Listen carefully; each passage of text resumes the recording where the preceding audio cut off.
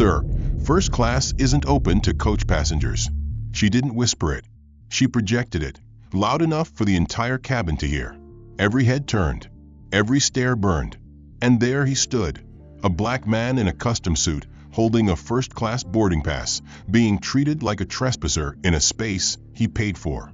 No apology. No hesitation. Just that look, the one that says you don't belong here. She didn't check the manifest.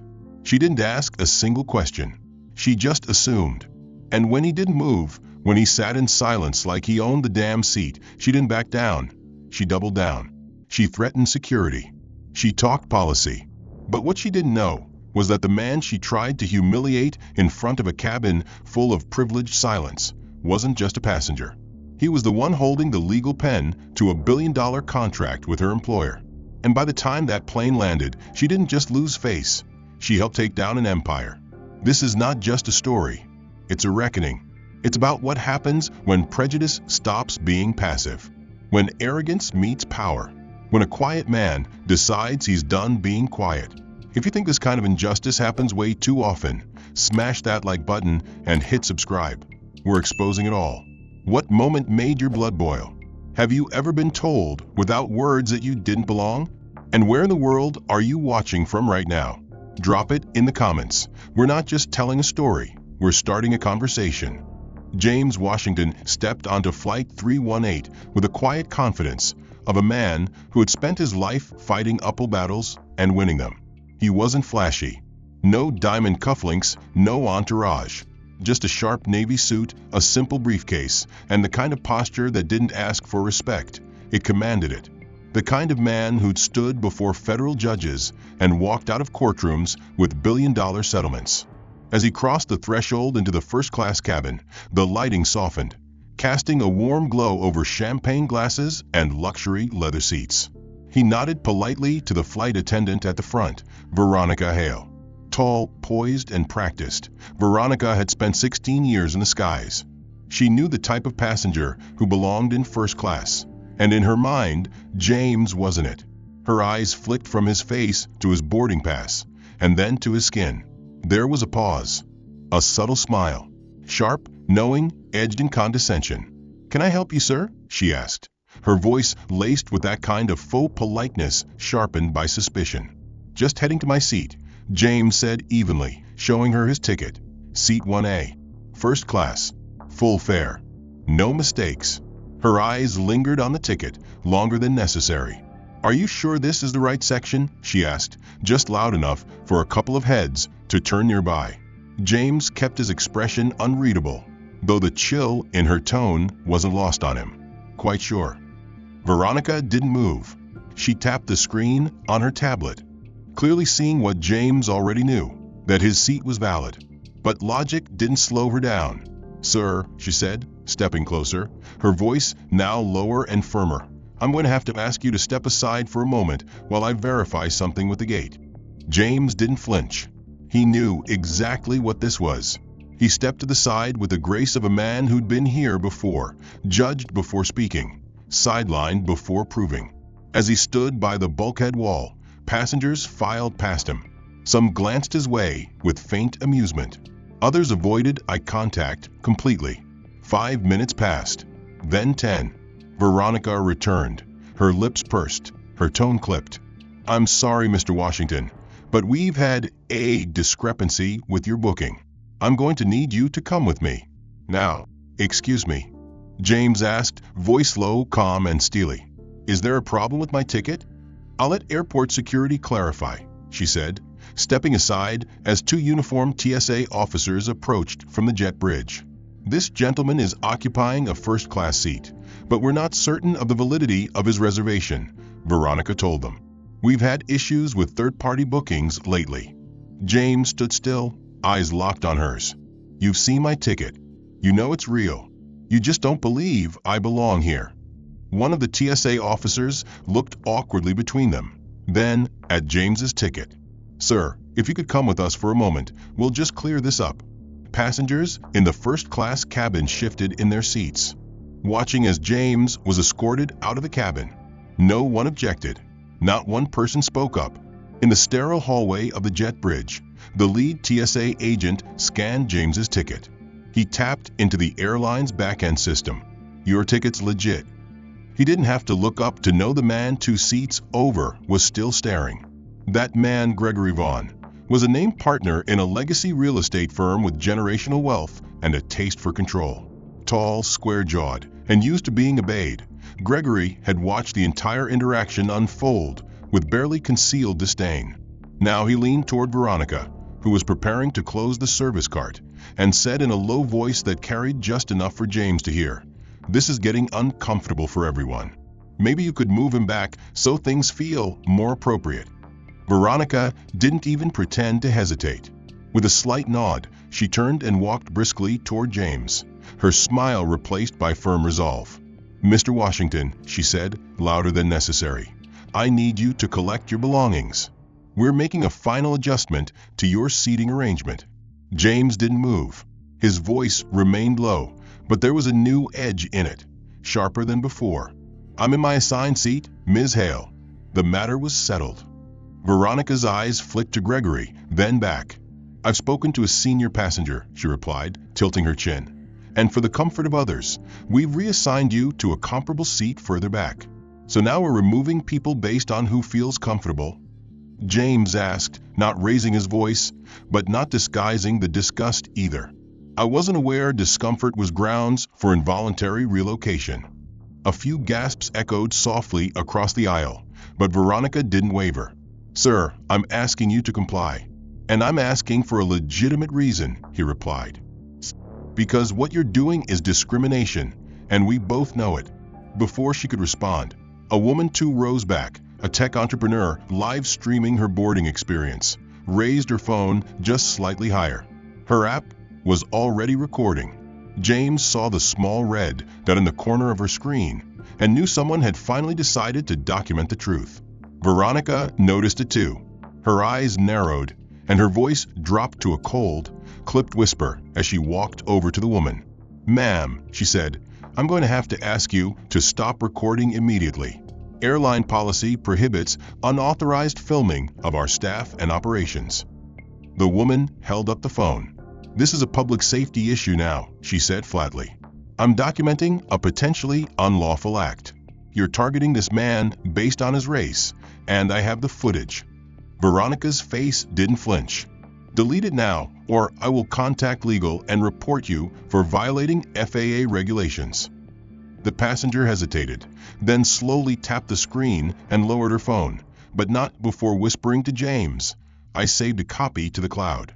He nodded, grateful but unshaken. "They don't like evidence," he murmured. "It gets in the way of their comfort." Veronica, now visibly rattled, stepped back toward James. Her tone softened, but only superficially. "We just want this flight to proceed smoothly, Mr. Washington." "Then I suggest you stop trying to eject me from the seat I paid for," James replied, returning to his documents. "Because if this continues, your airline won't just be dealing with complaints. You'll be dealing with litigation."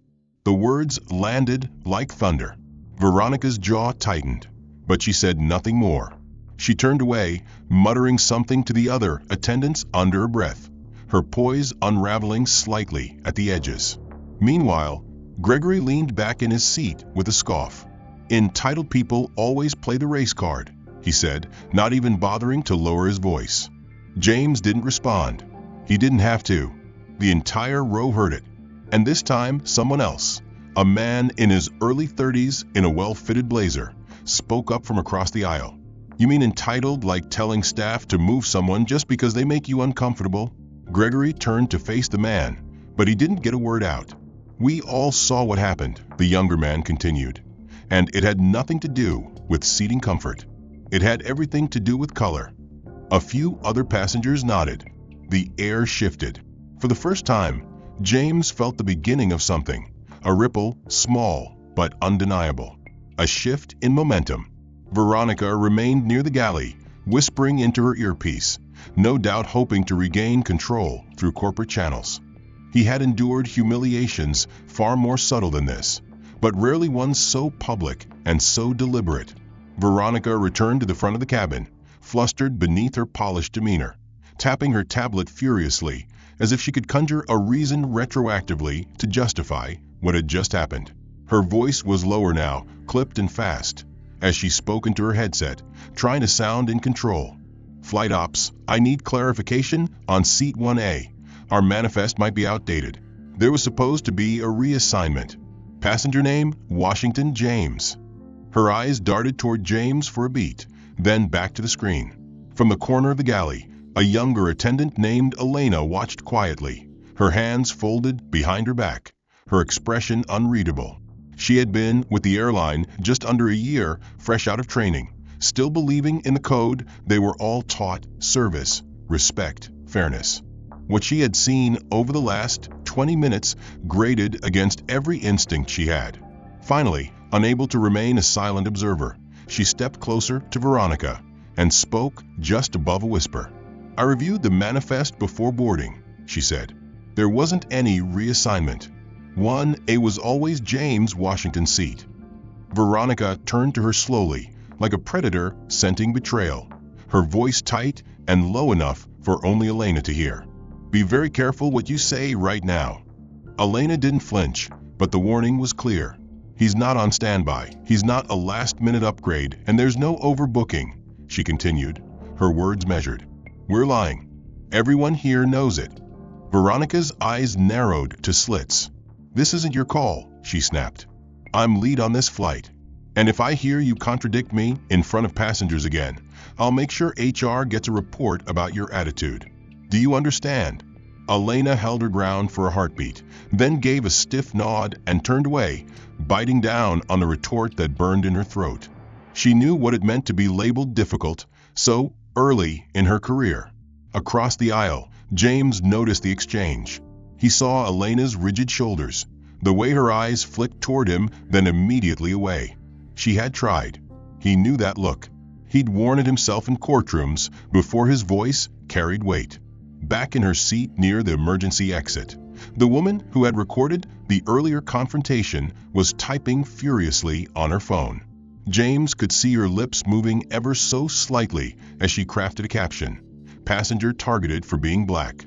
Airline staff caught lying about seating." She hit send. Within seconds, the post began to spread. Meanwhile, Veronica stepped back into the aisle, her expression reassembled into professional confidence, though the cracks were beginning to show. "Ladies and gentlemen," she announced, "we apologize for the minor delay. There was a technical glitch in our seating system that's now been resolved. Thank you for your patience." The lie hung in the air like smoke. James didn't say a word, but he could feel the shift happening. The passengers, who had once watched with passive curiosity, now whispered more boldly. A woman in 1C leaned toward her husband and muttered, "There's no glitch. They're covering something." The businessman across the aisle, who had spoken earlier, gave James a nod of respect, a subtle gesture, but meaningful. Veronica, however, wasn't finished. She leaned toward James once more, a touch of ice in her words now masked behind a hollow smile. "Just so you know, any further disruptions will be documented as passenger misconduct," she said. "We have protocols for this kind of behavior." James raised an eyebrow, his voice as cool as hers. "What kind of behavior exactly? Having a valid ticket? Not yielding to racial bias? Or refusing to be erased quietly?" Veronica stiffened, but said nothing. She turned and walked away without another word. From the galley, Elena watched silently, her chest tight with frustration and guilt. She had joined this airline to see the world, to meet people, to serve with dignity. But now, she felt like part of a performance she didn't want to be cast in. She slipped into the service corridor and pulled out her phone. She didn't post. Not yet. But she opened a notes app and began documenting every exchange she had witnessed. Every lie, every instruction, every threat. Just in case. James, still seated in 1A, knew the game wasn't over. In fact, it had barely begun. She had been silenced, not just with words, but with the invisible pressure of a system that punished integrity when it challenged authority. Meanwhile, Veronica resumed her rounds, flashing her tightly drawn smile at passengers who returned it with varying degrees of wariness. Her confidence was cracked now, but her control still held, and control was all she had. As she reached the front galley, she leaned toward the other attendant, a middle-aged woman named Diane with graying hair and a clipboard clutched to her chest. In a hushed voice that still carried just enough to drift down the aisle, Veronica muttered, "People like him think one nice suit and a law degree gives them a seat at the table. But they never really belong here. Not in first class. Not in this world." Diane didn't respond. She merely glanced toward the curtain and lowered her eyes, pretending not to hear. But someone else had. James didn't need to see her lips move to understand every word. His hearing was sharp, trained by years of listening for every inconsistency, every slip of the tongue in courtrooms and depositions. That sentence wasn't just prejudice. It was confirmation. And confirmation, when documented, became evidence. At that exact moment, someone else moved quietly at the rear of first class. The man in 4D, seated by the emergency exit, lowered his tablet and reached into his blazer for a second phone, untraceable, corporate-issued, and encrypted. His name wasn't listed on the passenger manifest under any corporate affiliate, and his boarding pass had no title or special designation. But his presence wasn't random. He had been placed there on purpose, assigned to monitor in-flight service performance for a pending audit that upper management had quietly commissioned after rising complaints about bias on long-haul premium flights. He had seen the entire interaction from the start. The fake seat reassignment, the public embarrassment, the veiled comments. And now, hearing Veronica's latest remark, he knew the situation had passed the point of plausible deniability. He tapped out a brief message to the internal oversight team. "Flag this flight. Audio confirmed. Crew behavior violates anti-discrimination policy. Cabin camera has full audio or video. Preserve footage immediately." Then he slipped the phone away, lifted his glass of club soda, and resumed his silent observation as if nothing had happened. Back in 1A, James was done pretending to read. His mind now focused on one thing: leverage. He had documented everything in his private notes app, each event timed to the minute. He had the name of every staff member involved. He had the face of every witness. And now, he had confirmation that Veronica's behavior was not only intentional, but habitual. That kind of pattern, combined with the right legal pressure, could bring down more than just one employee. It could collapse the entire wall that allowed this kind of discrimination to operate behind corporate polish. Suddenly, the woman who had earlier tried to film reappeared near the lavatory and leaned discreetly toward James's row. She whispered, "That flight attendant, the one who yelled at you, she just got caught saying some stuff. Real bad stuff. Someone behind me heard it and recorded a snippet." James didn't look at her. He nodded once and said softly, "Tell them to save it. Don't share it online. Not yet. Trust me." She looked surprised but followed his lead, disappearing back into her seat with a nod. Every second that passed now served his strategy. Across the aisle, passengers began to feel it too. There was no announcement, no formal disruption, but the energy had shifted. The indignation wasn't just in James anymore. It was starting to infect others. A man in business class leaned into the aisle, just enough to glance toward James's row. A teenage girl in 2C turned down her music to listen. In silence, something was building. Veronica, oblivious to the chain reaction she had set in motion, moved toward the front once again to check her manifest, still believing she could steer this flight back under her control. But the damage was done. What she didn't know was that her mic, synced with the cabin comms for internal communication, had been live when she whispered to Diane. Something had shifted irreversibly, and even those who hadn't spoken up now sensed that what had started as an uncomfortable seating dispute was becoming something far more consequential. James remained seated in 1A, poised and composed, his every movement deliberate, as though he were preparing for deposition, not destination. His laptop sat open on the tray table, a legal document glowing on the screen, but his attention wasn't truly on it. He was waiting, not passively, but with the precision of a chess master watching the middle game unfold. From the cockpit, a secure alert had pinged quietly on a device carried by the purser, a mid-level manager named Gavin Blake, who had boarded the aircraft just 20 minutes before departure under the guise of routine inspection. Gavin had flown hundreds of routes over the past decade and had handled everything from in-flight turbulence to celebrity meltdowns. But what caught his attention today wasn't the usual operational hiccup. It was the passenger manifest, flagged mid-flight by headquarters after a sudden advisory from the legal department. Gavin now stood near the forward galley, reading the name that triggered the alert. James Bernard Washington, ESQ. The moment he saw it, something clicked. The name wasn't just familiar, it was critical. James Washington wasn't just any high-value client. He was the chief legal counsel representing a private equity conglomerate that had been in final stage negotiations with the airline's executive board.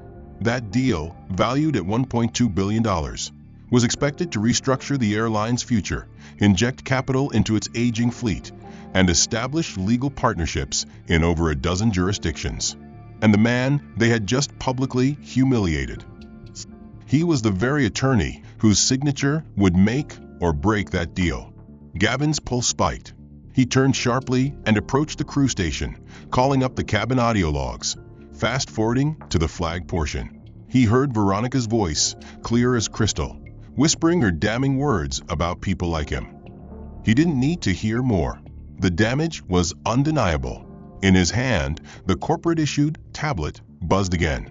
This time, it was a confidential message from the airline's internal PR division, marked critical. It read simply, "Situation has reached risk status. Passenger identified as priority stakeholder. Cease all engagement. Secure cooperation. Contain footage. Full report pending. If this leaks, legal jeopardy is catastrophic." Gavin didn't wait. He moved down the aisle, pausing at James's row. "Mr. Washington," he said, his voice steady but tinged with urgency. "I'm Gavin Blake, Operations Liaison. Would you be willing to join me for a private discussion in the service area?" James didn't look up immediately. When he did, his eyes locked onto Gavin's like steel. "About what?" he asked. Gavin hesitated, then replied carefully. "About making this right, sir." James stood slowly, closing his laptop without a word. He followed Gavin to the front galley, where Gavin lowered his voice to a confidential register. "Mr. Washington, I was just informed of your position with Delphi Holdings. Had we known, I assure you," James cut in smoothly. "You're saying if I were a nobody, this treatment would have been acceptable?" Gavin flinched, choosing his next words with even more caution. "No, sir. What happened shouldn't have happened under any circumstance. But it did, and now we need to address it before this spirals beyond recovery." James folded his arms, his expression unreadable. "You're too late." Gavin didn't argue.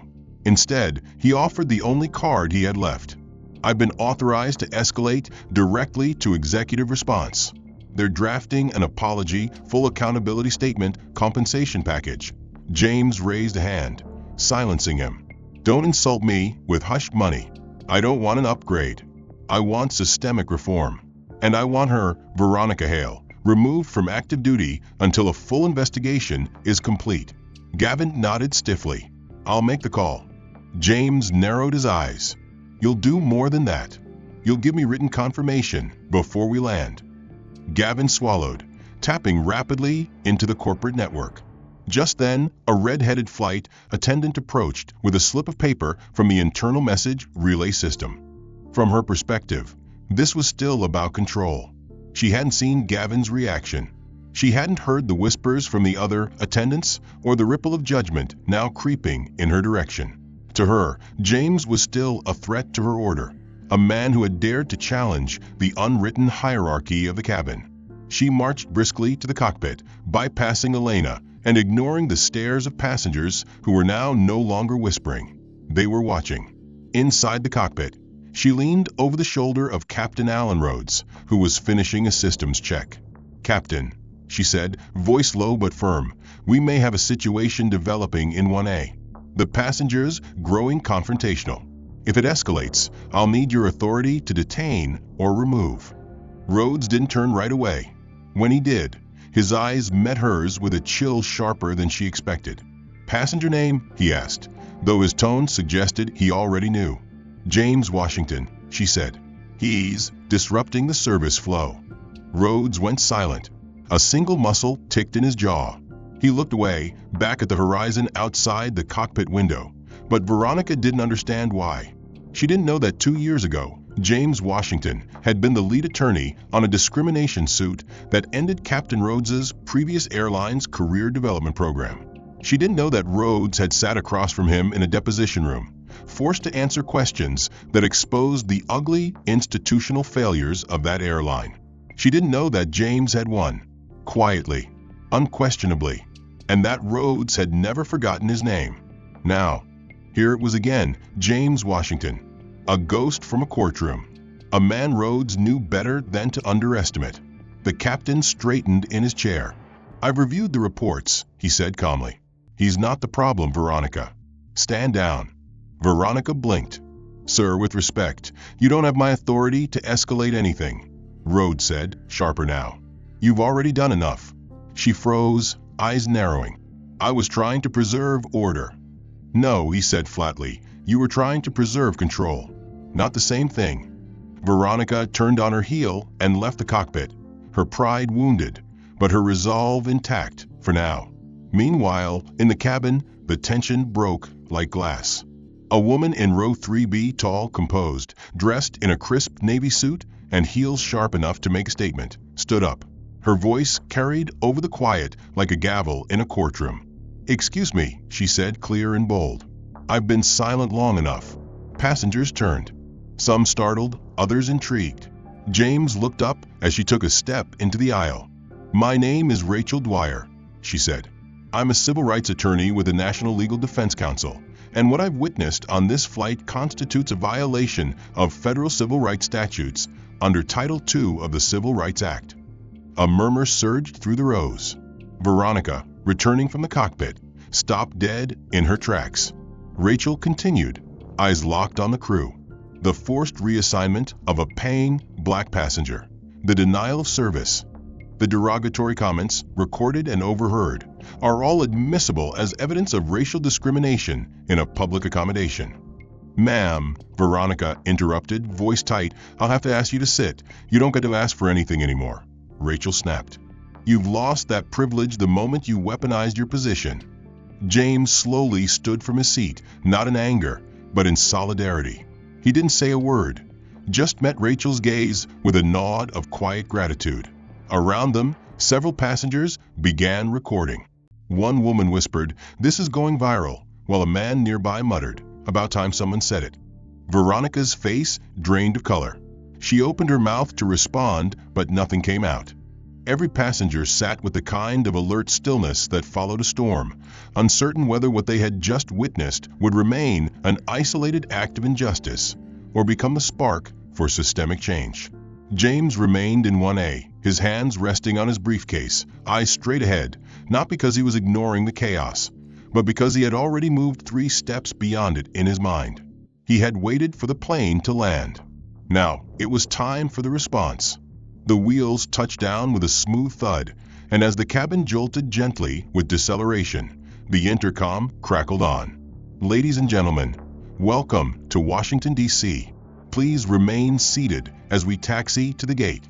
But before any passenger could unbuckle, a new voice came over the speaker, calm, confident, and unfamiliar. "Mr. James Washington, please remain on board. A VIP escort has been arranged for you." Whispers erupted. Phones shot up again. Veronica's face turned pale. Gavin looked toward the front with a mix of anxiety and resignation. James didn't move. He simply closed his briefcase with a soft click and waited. Once the cabin door opened, 2 uniformed attendants entered, not security, but elite hospitality staff, dressed in sleek black uniforms bearing the airline's private concierge insignia. "Mr. Washington," one of them said gently, "This way, sir." James stood, adjusted his cuffs, and walked past Veronica without a glance. That silence was louder than any speech. He was led through a discreet exit corridor, bypassing the standard jet bridge entirely. The passengers watched him go like they were witnessing something mythic. The man they thought had been humiliated, now rising through a door none of them were invited to see. 10 minutes later, inside the executive suite at the terminal's VIP wing, James was offered a seat, espresso, and silence. Then came the email. It pinged into the inboxes of every senior executive within the airline's legal, commercial, and investor relations departments. The subject line was short: contract termination, immediate effect. It was sent from Washington & Cole LLP, one of the most formidable corporate legal firms on the Eastern Seaboard. The message was brief but devastating. Due to a verified incident of racial discrimination against our senior partner, Mr. James B. Washington, committed by your flight staff on Flight 318, we are terminating all pending and active contracts, including advisory and representation related to the strategic merger. The total estimated value of the terminated engagement is $1.2 billion. Any further communication will be handled by external counsel. The fallout was instant. Phone lines lit up. Legal scrambled. PR issued an emergency internal directive. But even before those fires could be fought, the CEO of the airline, Marissa Calloway, was already en route to the VIP lounge. She entered not flanked by staff or hidden behind publicists, but alone, with the gravity of someone who understood that apologies meant nothing unless delivered with humility. She stepped into the room where James sat, her eyes locking with his immediately. "Mr. Washington," she said quietly, "thank you for waiting." He didn't stand. He didn't need to.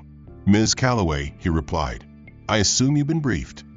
She nodded, her voice low but sincere. "I have. And before we discuss anything further, let me say this: I'm sorry. Not just as CEO, but as someone who's experienced exactly what you did today." James studied her for a moment, his expression unreadable. "You remember me, don't you?" She nodded slowly. 10 years ago. Delta versus Norris. You represented my side when no one else would. And we won," James said. "You got your career back. You rebuilt from there. And I swore I'd change things if I ever got to the top," she whispered. "But clearly, not enough has changed." James didn't reply immediately. Then, with surgical precision, he said, "I'm not here for retribution. I'm here for accountability." Clips from inside the plane's short, shaky videos capturing Veronica's confrontation, Rachel's legal declaration, and Elena's quiet corroboration circulated at lightning speed. By the time morning rolled in over the Capitol, the airline had entered full crisis mode. A press conference was called for 9 a.m. in the main hall of the airline's D.C. headquarters.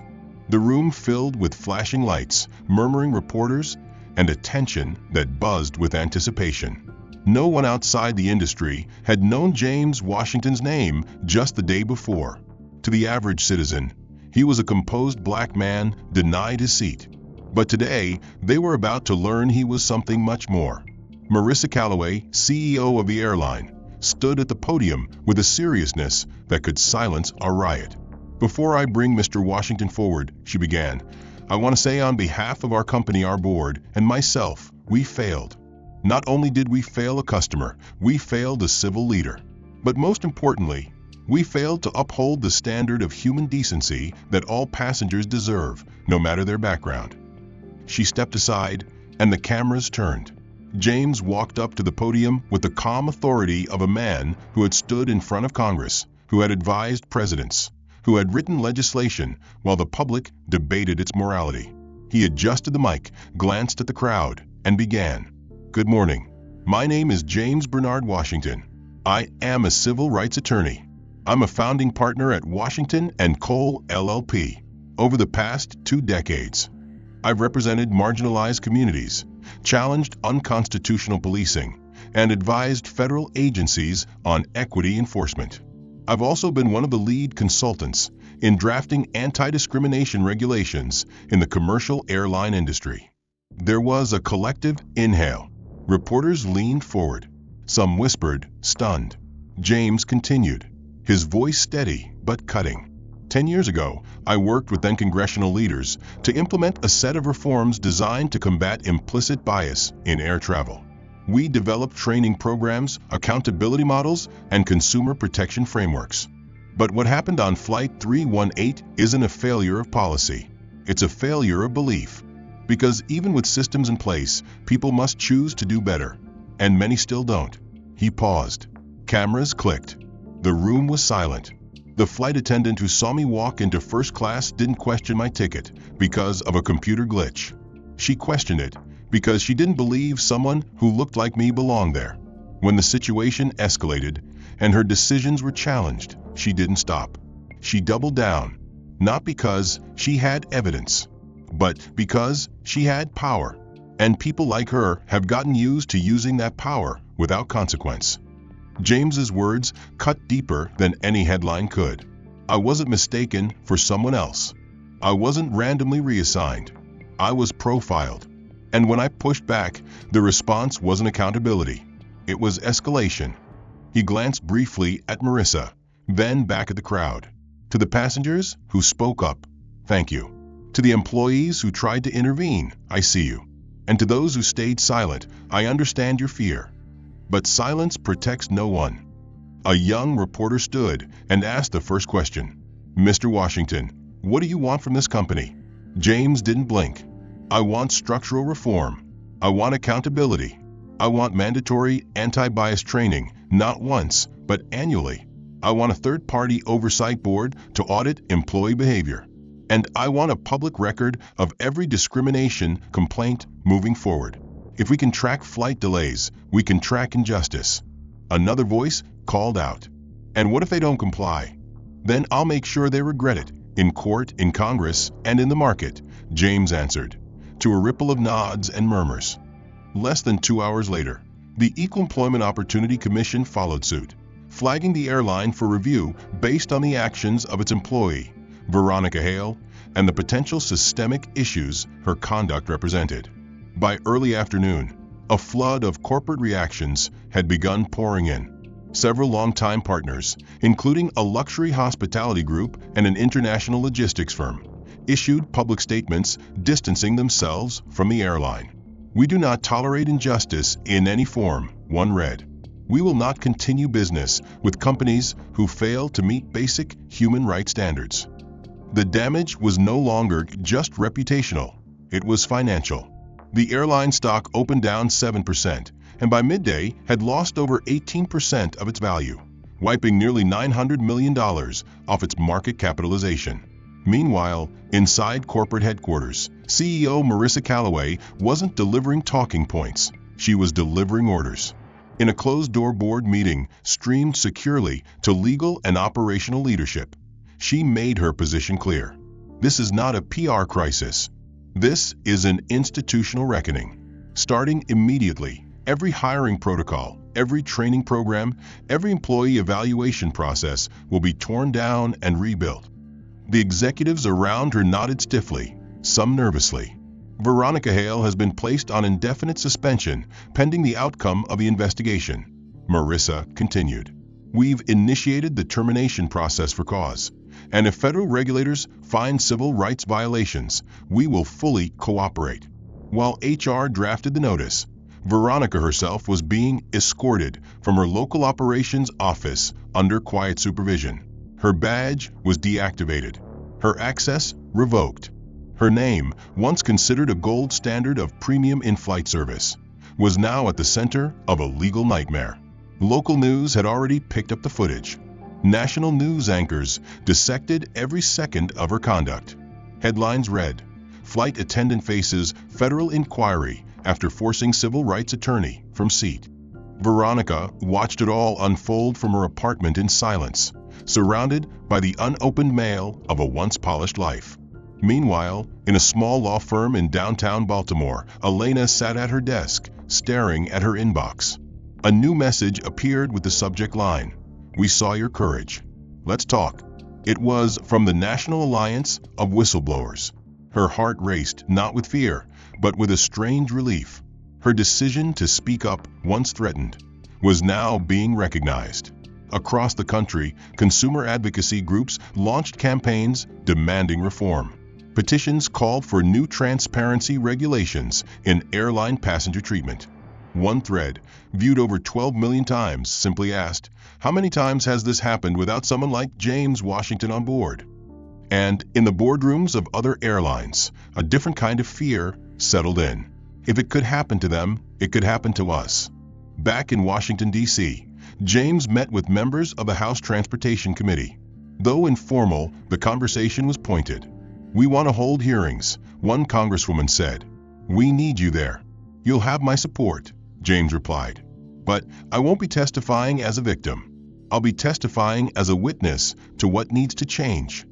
That evening, Marissa released a company-wide video addressed to every employee. She stood without makeup, without lighting, without PR filters. "We failed," she began, her voice steady. "But we're not going to pretend this is an isolated incident.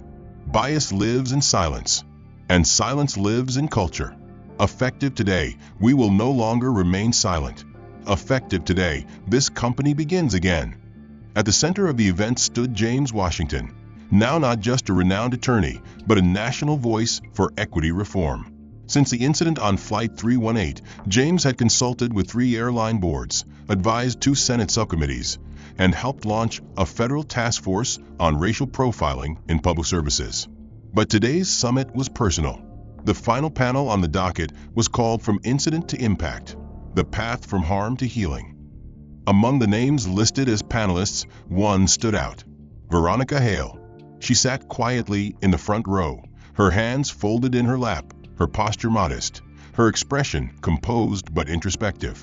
Gone was the polished rigidity of her former uniform. Instead, she wore a simple navy blazer, no makeup, no carefully coiffed hair, just honesty.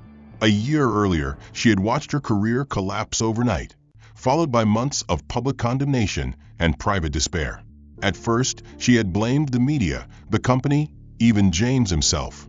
But that narrative shattered the night her teenage daughter, Madison, looked her in the eye and asked, "Why were you so angry at him, Mom? You didn't even know him." That question had haunted Veronica more than any headline. For months, she avoided interviews, denied invitations, and refused therapy. But eventually, quietly, she accepted a counselor's offer from a nonprofit focused on deconstructing unconscious bias. She started showing up to weekly sessions, initially defensive, then increasingly open. She watched films. She read case studies. She listened to people who'd lived what she had dismissed. And somewhere along the way, she stopped seeing herself as the victim. She started to understand how power, when unchecked, becomes blindness. In the fall, she enrolled in a certification course on restorative justice and unconscious bias training. In the winter, she gave her first small talk at a local community college. And now, standing backstage at the summit, she waited for her turn, not as a disgraced flight attendant, but as someone who had chosen to transform. When she was called to the stage, the room held its breath. James introduced her, without flair, only fact. "Our next speaker was once part of the problem," he said. "But today, she chooses to be part of the solution." Veronica stepped up to the mic. She looked out at the sea of eyes, knowing many of them still remembered her as the face of injustice. "I never thought I'd be standing here," she began. "A year ago, I thought I was just doing my job. I believed I was protecting order. I believed I wasn't the problem. But I was wrong." She inhaled slowly, steadying herself. "I didn't know James Washington when he walked on that plane. I didn't see his resume or his reputation. I just saw what I had been trained, quietly, over years, to assume didn't belong. And I acted on that. I humiliated a man who had done nothing wrong. And worse, I convinced myself I was right." The room remained silent. She continued, her voice shaking only once. "I'm not here to ask for forgiveness. I'm here to say this. If someone like me, who spent her entire life believing she was fair, can learn how blind she truly was, then anyone can. But only if they choose to listen, to unlearn, and to own it." Her final words were clear. "James, I was wrong, deeply. And I am grateful that your strength didn't just expose me, but it gave me the chance to change." A few in the audience clapped, unsure if it was time. Then the applause grew, not out of celebration, but out of recognition. James stepped forward and extended his hand. She took it. No speech, no dramatics, just mutual understanding. After the event, Veronica returned to her life, not to her old career, but to a new purpose. She now trained staff across various service industries, telling her story not as a cautionary tale, but as proof that redemption is possible when accountability comes first. The end. If this story moved you or made you think differently about justice and redemption, make sure to like and subscribe so you don't miss the next chapter. What moment in the story hit you the hardest? Was it the confrontation, the reveal, or the final apology? And where in the world are you watching from? Drop your thoughts and your location in the comments. We'd love to hear your perspective.